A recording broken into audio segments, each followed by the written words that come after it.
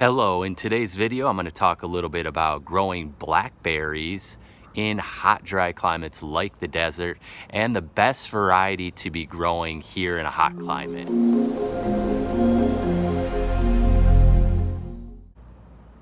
Joe here with Garden of Luma, and today we're going to talk a little bit more about growing blackberries. Berries in general are a bit of a challenge to grow in the desert, but blackberries are probably going to be your best bet to have success here in a desert climate or a hot, dry climate. And so today we're going to take a look at my blackberries and talk a little bit more about them. Let's take a look. Okay, here are my blackberries growing along an east-facing block wall here that you can see here sprawled out. I've had these growing for a couple years now. This will be going into their third year. And this variety is called Rosborough, and it is a thorny variety. An erect variety is recommended to trellis these varieties, erect varieties, but they can do without trellising as well. And so I'm going to try to trellis this guy up a little bit better. The wiring that I had here kind of came down. You can see the posts I have there, the green metal posts there.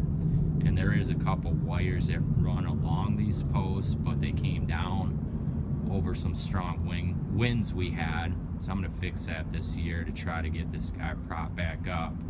But as you can see, they do quite well. You can see some browning of some of the leaves in there and stuff from the cold.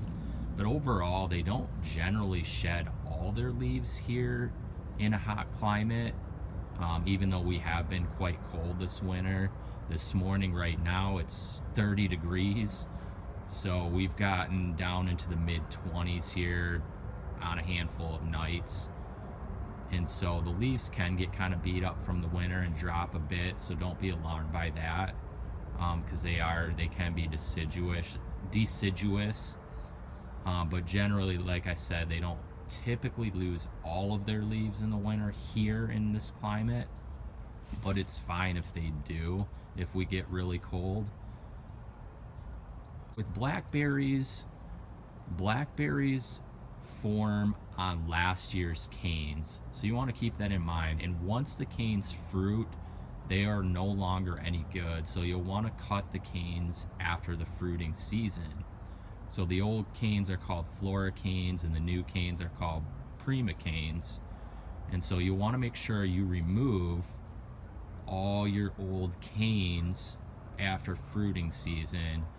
And during fruiting season, you'll get a lot of the new canes, prima canes, shooting up. And so each year I've had more and more new canes that have come up. And as you can see, it's starting to get quite large. These can be kind of invasive here as well, so keep that in mind. They do tend to spread out here, and as you can see over a few years, it's just kind of spread more and more here. Most berries are going to like an acidic soil. Blackberries can take a little bit higher pH, but I still try to give this guy here as much like things to acidify the soil as possible. So I'll put soil sulfur down in here.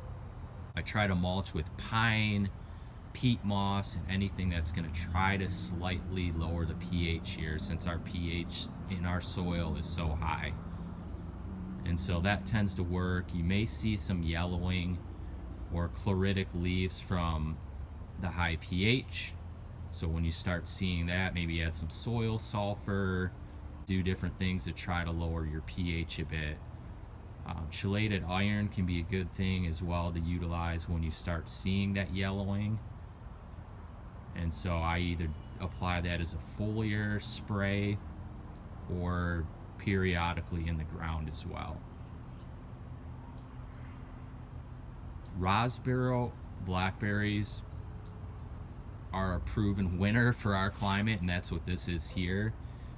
Unfortunately, it is a thorny variety, and so you do have to deal with the thorns getting these blackberries out and stuff. I tried a black satin, which is thornless. It did not do well. It struggled. and it did try to fruit, but it was a later fruiting variety compared to the Rosborough. And with our scorching sun, you want to get berries as soon as possible here before we start getting super hot like we tend to do in June. So these start fruiting around like the end of May, whereas the black satin was starting to fruit in July, and the sun just scorched the fruit as well. So it's another thing to keep in mind. Rosborough is a variety you're gonna want to stick with here. There are a couple other thorny varieties that I've heard of doing well here in the Phoenix, Arizona desert, but Rosborough I know is a proven winner, and as you can see, it's doing really well here for me.